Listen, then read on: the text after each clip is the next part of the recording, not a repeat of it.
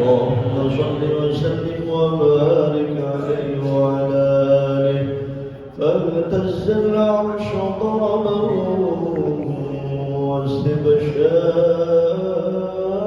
واستبشارا وازداد الكرسي هيبة ووقارا وامتلأت السماوات أنوارا وضجت الملائكة تهليله وتمجيده واستغفارا سبحان الله الحمد لله ولا إله إلا الله الله أكبر سبحان الله الحمد لله ولا إله إلا الله الله أكبر سبحان الله الحمد لله ولا إله إلا الله الله أكبر ولم تزل أمه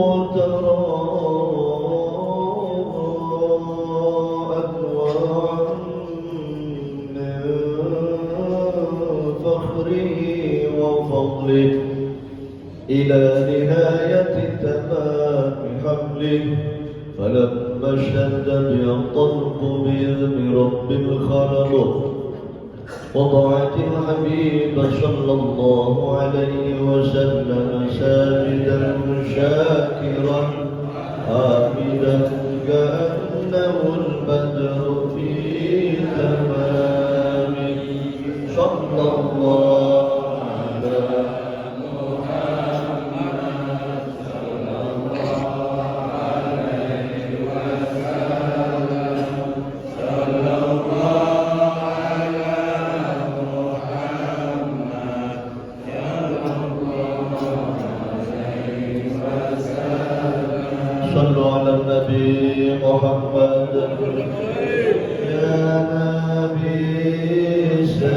سلام عليك يا رسول سلام عليك يا حبيب سلام عليك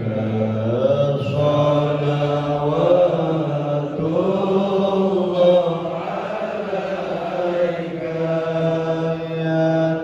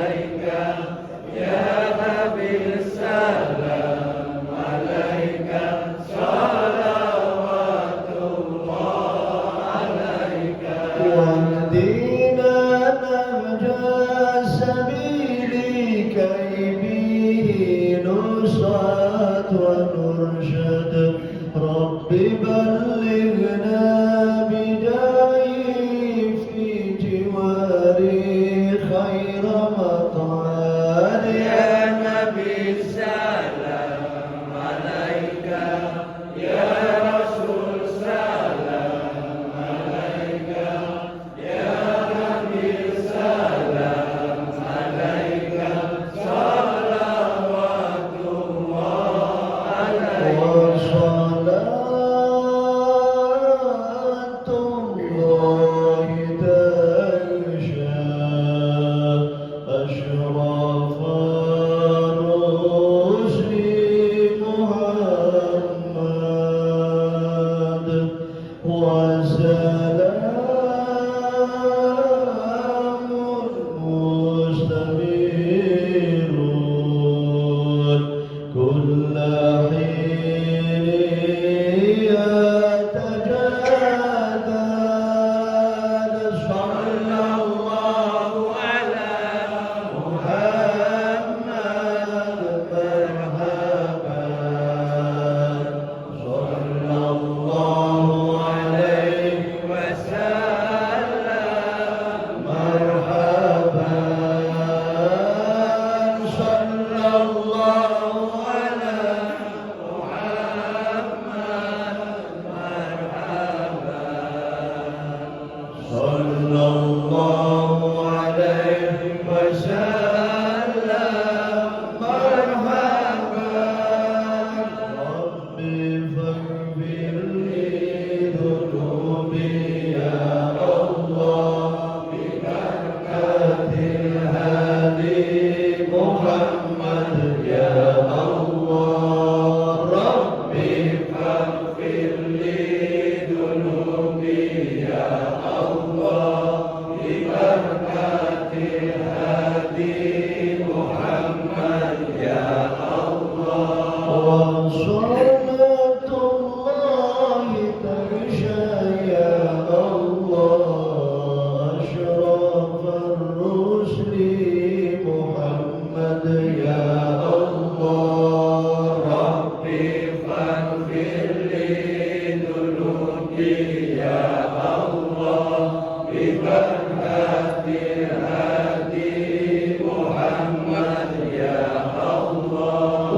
وسلام مستمر يا الله كل حين يتجدد يا الله ربي فاغفر لي ذنوبي يا الله ببركة الهادي محمد يا الله اللهم صل وسلم وبارك عليه وعلى آله.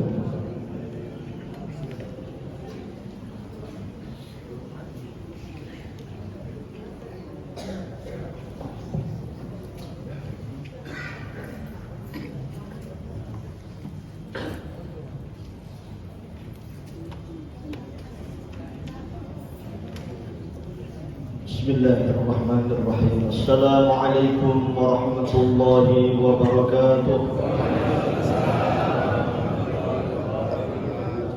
Bismillahirrahmanirrahim. Nahmaduka Allahumma wa nashkuruka ya Allah ya man yunazzilul hidayah wa nusalli wa nusallimu ala habibika al-Mustafa Muhammadin صاحب الشفاعة وعلى آله وصحبه ومن تبعهم بإحسان إلى يوم القيامة.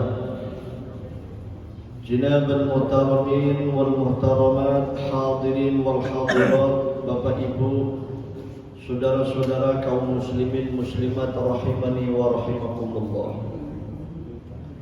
Ada 3 macam nikmat yang Allah anugerahkan kepada umat manusia.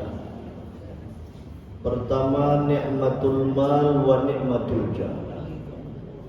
Nikmat harta benda, kekayaan, pangkat jabatan, kedudukan. Hadirin, Nikmat yang pertama ini bila mana Allah menghendaki akan diberikan kepada orang-orang beriman juga orang-orang yang tidak beriman. Orang-orang yang ahli ibadah maupun orang-orang ahli maksiat. Maka nikmat yang pertama ini dikatakan nikmat kecil. Karena masih berkaitan dengan orang kafir. Kemudian yang kedua, nikmatus sihah wal afiyah.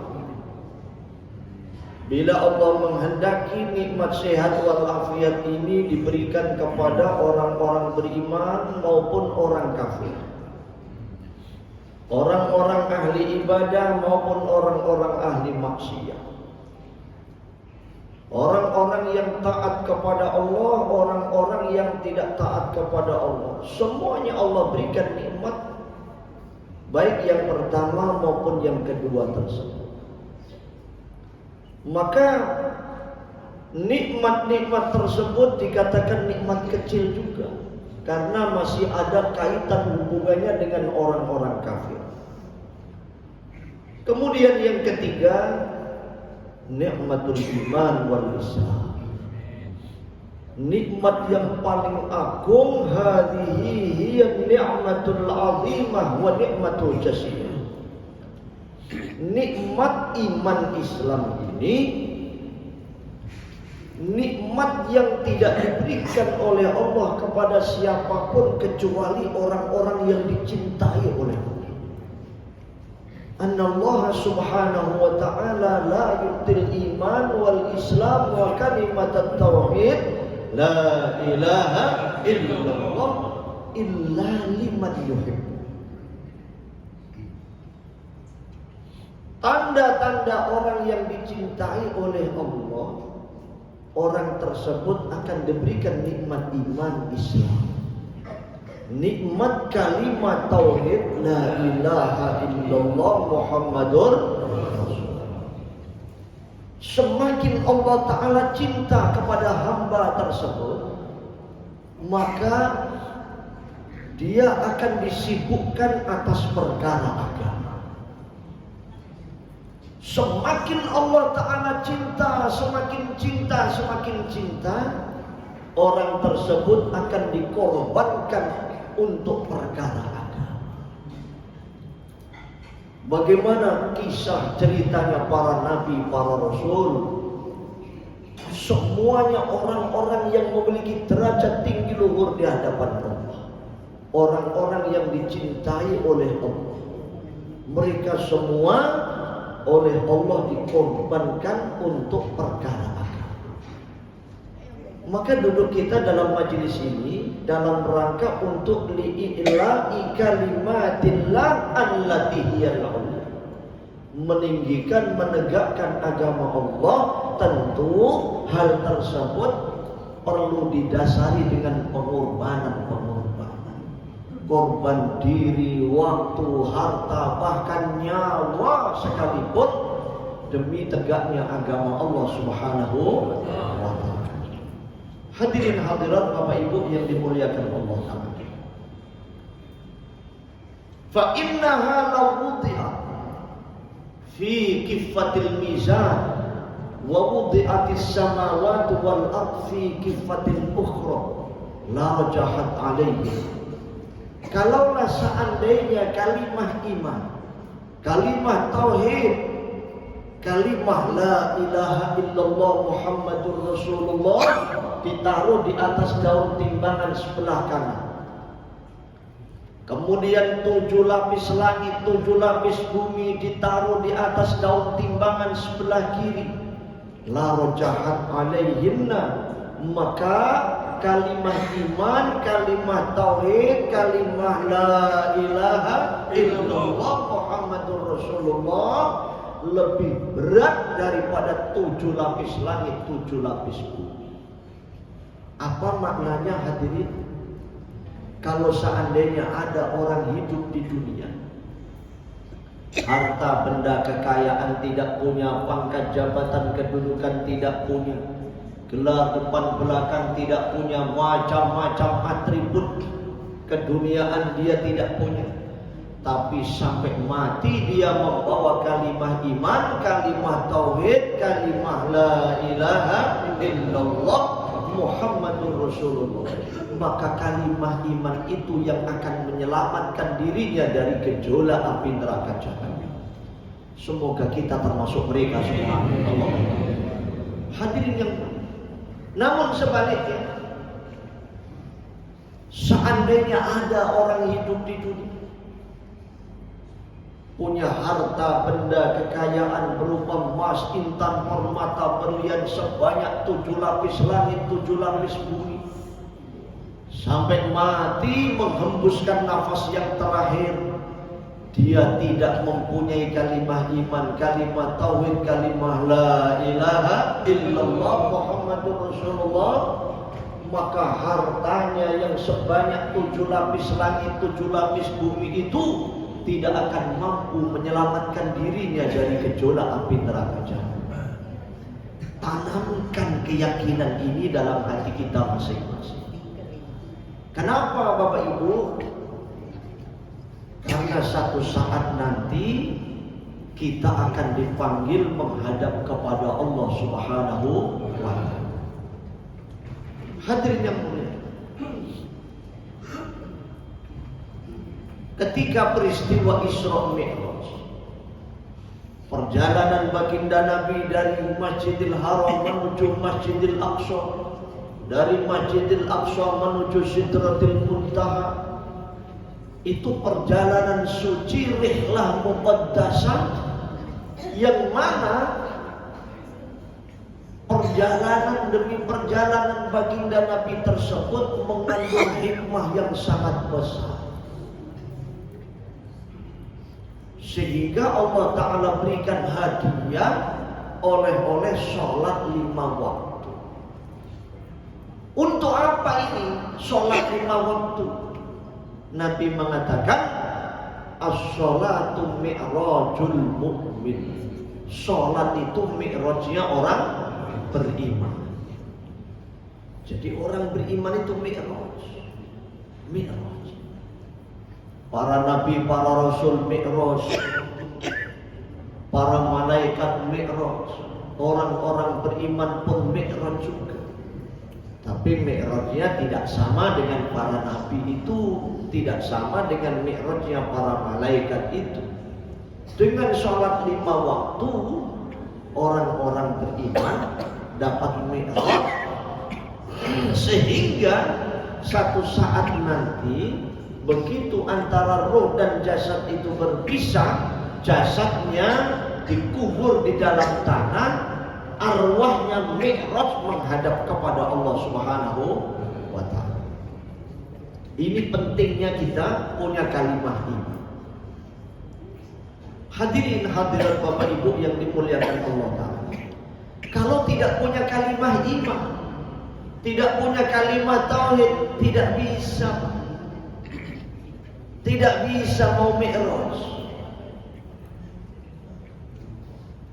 Yuqal dipun dawuhaken ma'a malakil mauti sab'una malakan, yang menyertai malaikat maut yang diberikan tugas oleh Allah untuk mencabut, memisahkan antara roh dan jasad tersebut. Malaikat maut, malaikat Israel itu tidak sendirian, disertai sab'una malakan min malaikatir rahmah, 70 malaikat dari golongan malaikat rahmat, wa sab'una min malaikatil adabi, dan 70 dari golongan para malaikat adab yang bertugas untuk menyiksa.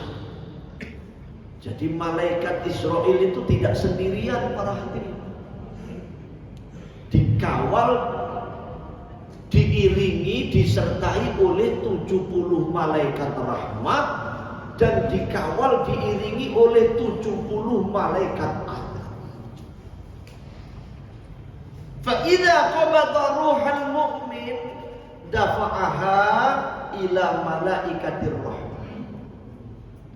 Kalaulah yang akan dicabut, roh nyawanya akan dipisahkan dengan jasadnya, itu dia orang beriman, orang yang punya kalimah iman, kalimah tauhid, kalimah la ilaha illallah Muhammadur Rasulullah, maka arwah tersebut diserahkan kepada 70 malaikat rahmat tersebut.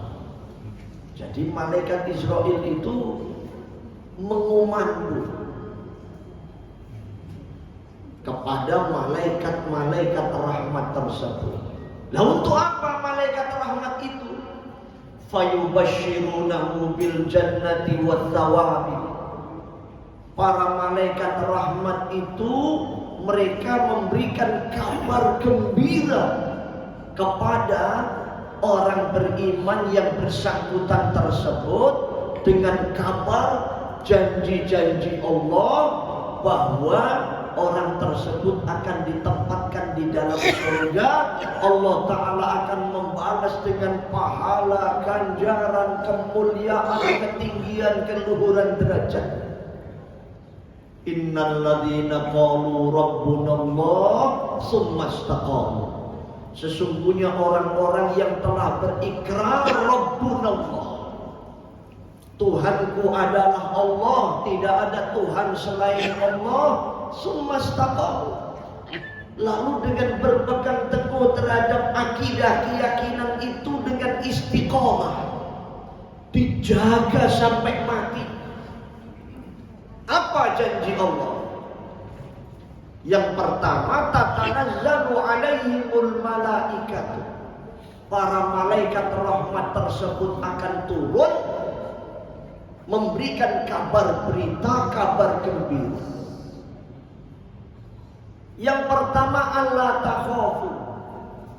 Mereka membawa kabar, memberikan nasihat-nasihat motivasi bahwa agar yang bersangkutan tersebut, orang yang punya iman, punya kalimat tauhid, punya kalimat la ilaha illallah tersebut, supaya jangan sedih, jangan susah. Allah takhafu wa la tahzan. Jangan sedih, jangan susah. Kemudian membawa kabar berita, kabar gembira. Wa abshiru bil jannati allati kuntum tu'adun. Wahai orang yang punya iman, punya kalimat tauhid, punya kalimat la ilaha illallah Muhammadur Rasulullah, bergembiralah kamu dengan janji Allah, yaitu surga. Ini Al-Quran yang mengabarkan. Maka bersyukurlah di antara kita yang hadir, khususnya yang mana sampai saat ini Allah Ta'ala telah berikan nikmat yang besar, nikmat iman Islam. Semoga Allah berikan istiqamah menjaga iman sampai mati. Amin Allahumma amin ya Rabbal.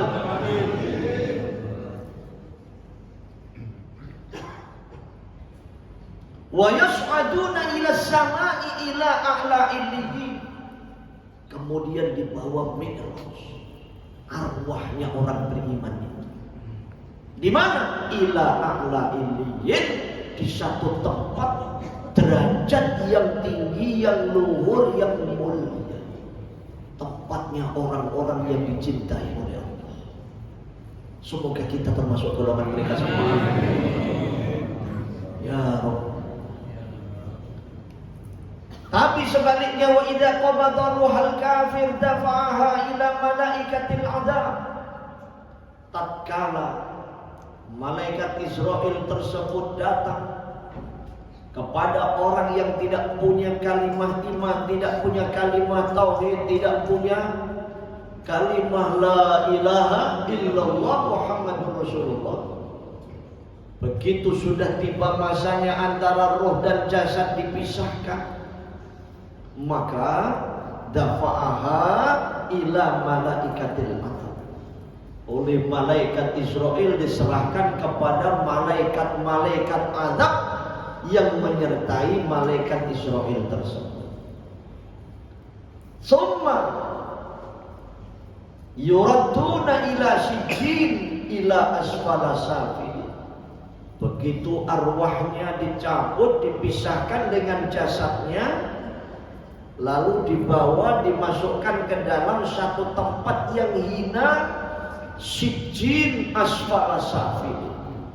Tempat yang paling hina, tempat yang paling kotor, tempat yang paling menjijikkan, tempat yang paling mengerikan. Maka atas perkara inilah Allah utus para nabi, para rasul untuk menyampaikan, agar supaya umat manusia mereka tidak menuntut.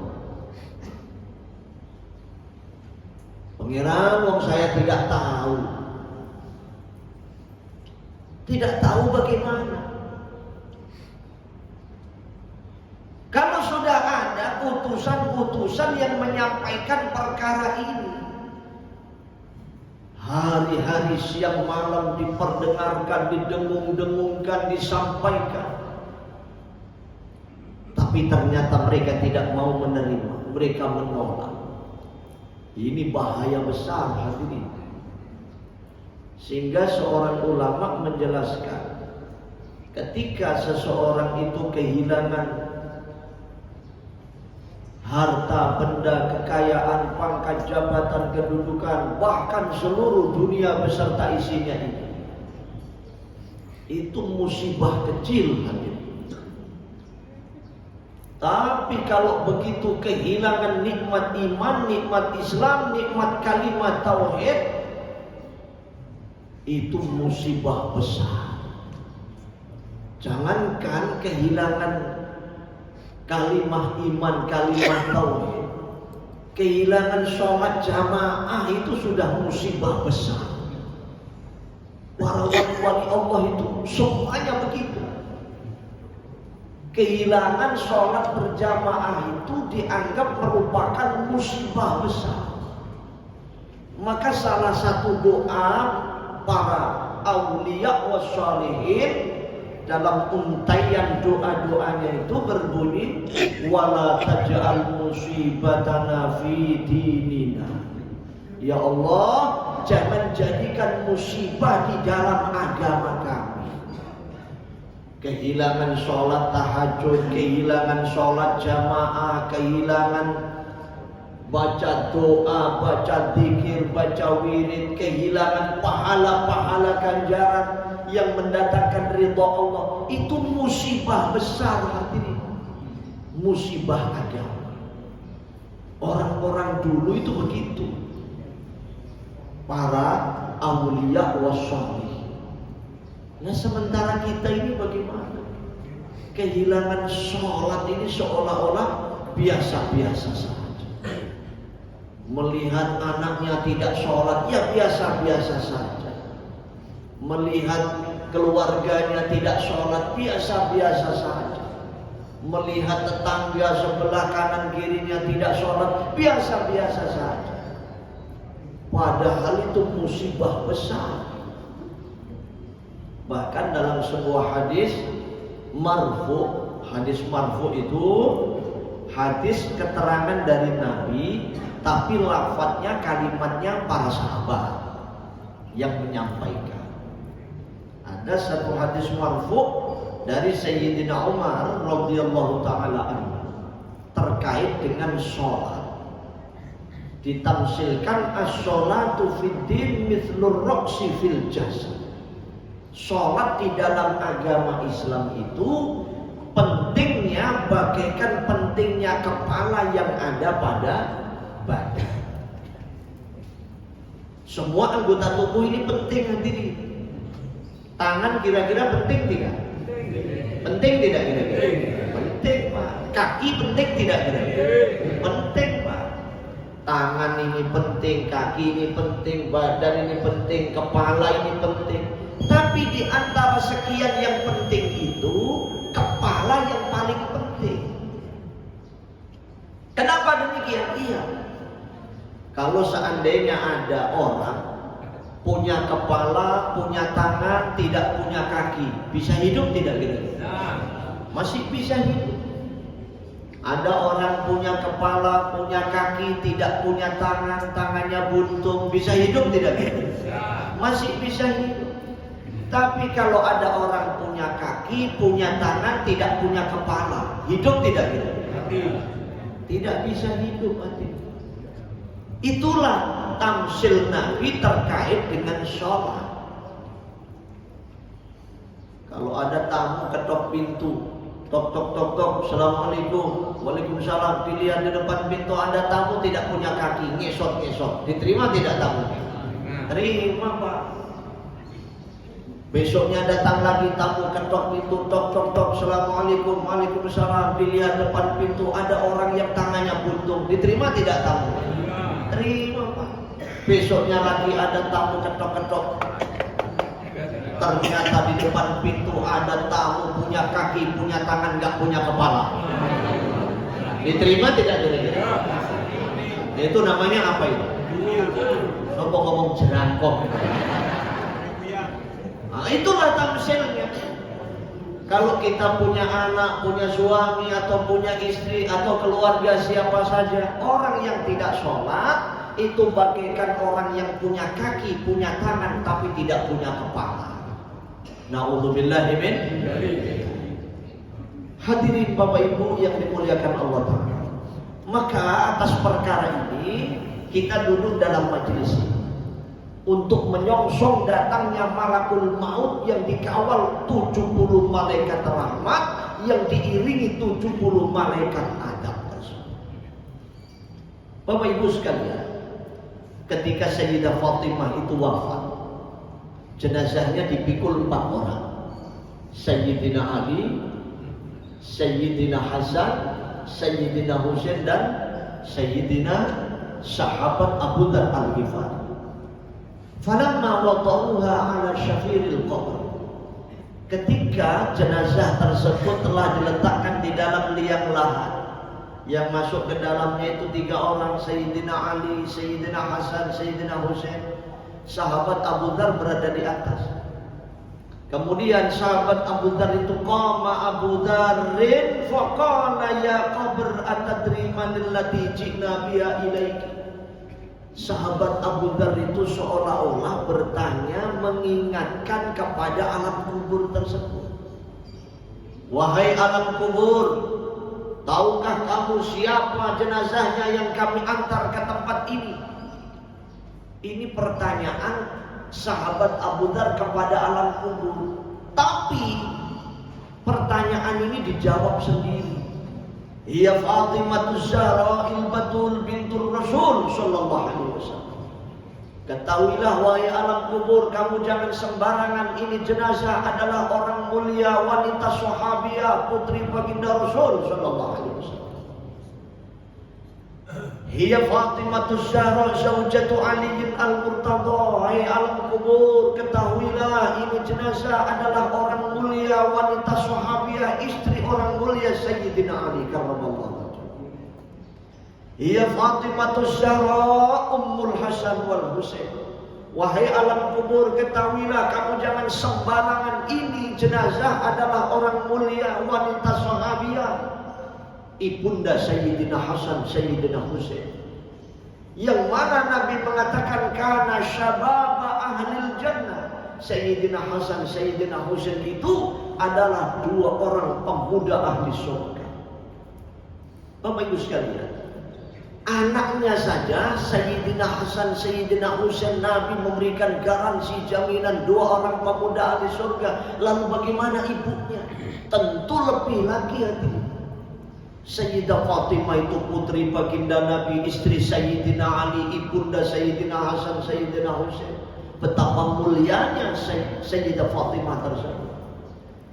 Setelah diam sejenak, fasami'u nidaan minal qabr, mereka semua mendengar suara tanpa rupa yang sumbernya dari dalam kubur. Itu merupakan hal biasa di kalangan para sahabat.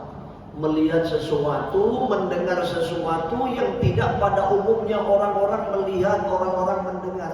Di kalangan para sahabat itu hal yang biasa.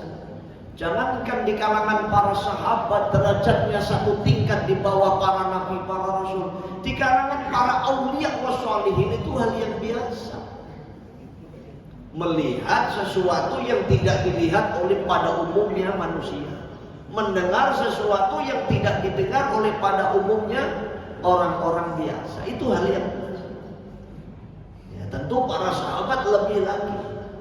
Maka ada suara wa ma ana mawdi'u hasabin wa nasabin wa innama ana mawdi'ul amali shalih. Tidaklah aku tempat bagi mereka orang yang memiliki derajat, pangkat, kedudukan. Aku bukanlah tempat bagi mereka orang yang mulia di dunia, punya nasab keturunan yang tinggi.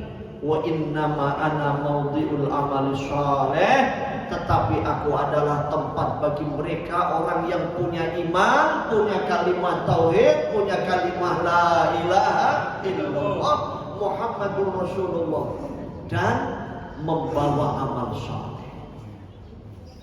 Fala yanju minni illa man kasura khairuhu wa salima qalbuhu wa khalasa amaluhu.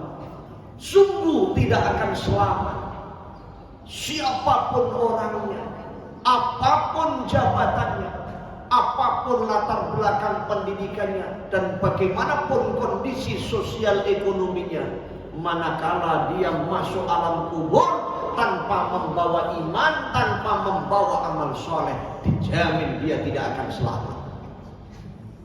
Kira-kira percaya tidak? Percaya tidak? Percaya. Bagi yang tidak percaya silakan buktikan mati dulu. Nah, ini taruhannya ini antara surga neraka ini tidak main-main. Maka atas perkara ini Bapak Ibu yang dimuliakan Allah Ta'ala, kita hadir duduk dalam majelis ini dalam rangka bagaimana supaya menjaga iman. Bagaimana supaya kita menjaga keistiqomahan kalimat tauhid itu. Masya Allah, tabarakallah. Sayyidah Fatimah saja, orang yang mulia alam kubur itu mengatakan demikian. Tanpa pandang bulu. Lalu bagaimana diri kita? Orang-orang yang banyak dosa, orang-orang yang banyak maksiatnya, orang-orang yang banyak kezaliman. Maka bersiap-siaplah kita untuk menyongsong datangnya peristiwa itu akan terjadi. Al-Imam Abu Laits As-Samarqandi mengatakan, man arada an yanjuwa min adabil qabr fa alaihi an yulazima arba'ata asya. Fa amma allati yalzamu an yulazimaha fal muhafadzah 'ala shalah wa sadaqah wa qiraatil Qur'an wa kathratut tasbih. Ada 4 perkara yang seharusnya dijaga sehingga menyebabkan nanti Allah Ta'ala akan menyelamatkan diri kita selamat dari azab kubur. Insya Allah dilanjutkan pertemuan yang akan datang. Nanti ini sebentar lagi bulan Ramadan. Jadi kita hidupkan suasana agama, suasana amal, suasana ibadah di dalam lingkungan kita masing-masing. Di rumah-rumah kita, di kantor-kantor kita, di masjid-masjid, di sekitar masyarakat kita, semuanya kita hidupkan.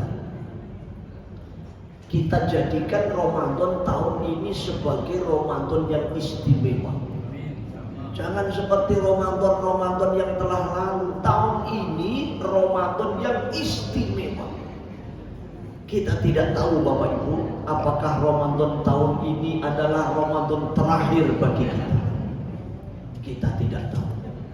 Maka untuk itulah kita saling mengingatkan, tawasau bil haq, tawasau bis sabr.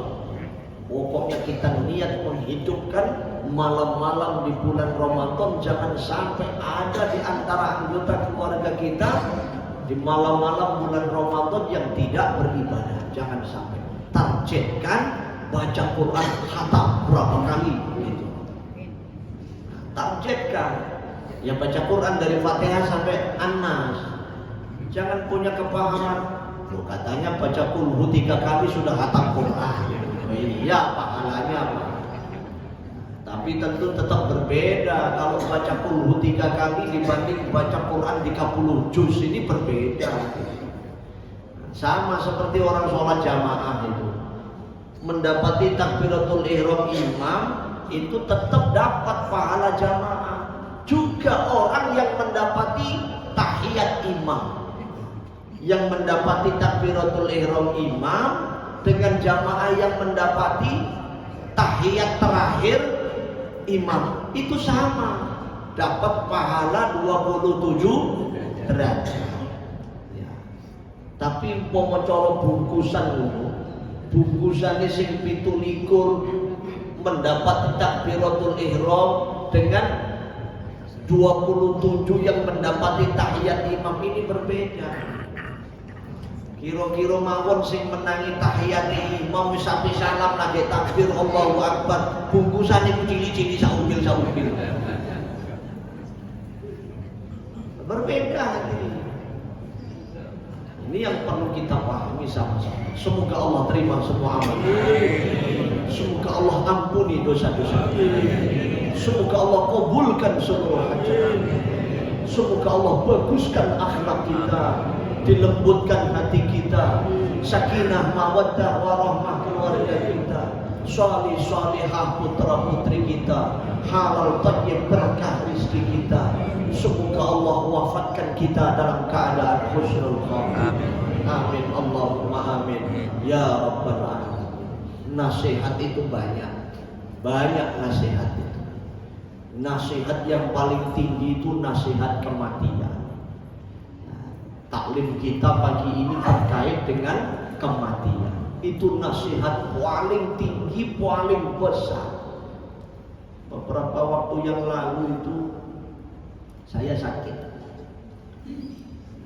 Di tengah-tengah sakit, tetangga meninggal. Tetangga tunggal tembok itu meninggal dunia. Masya Allah. Di tengah-tengah pas saya sakit itu, tetangga meninggal. Saya merenung, iki kunik malaikat Israel mampir kini opo. Iya, itu tidak mustahil itu. Mari teko tonggo belah mampir gini. Yo. Kita tidak tahu. Ya kalau sudah ada tanda-tanda seperti itu, kita mungkin bisa merenung, menyiapkan diri, toto cawis-cawis.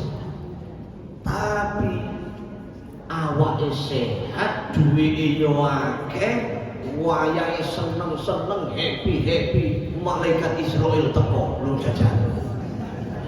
Kok gak semayan, gak janjian, gak kondo-kondo.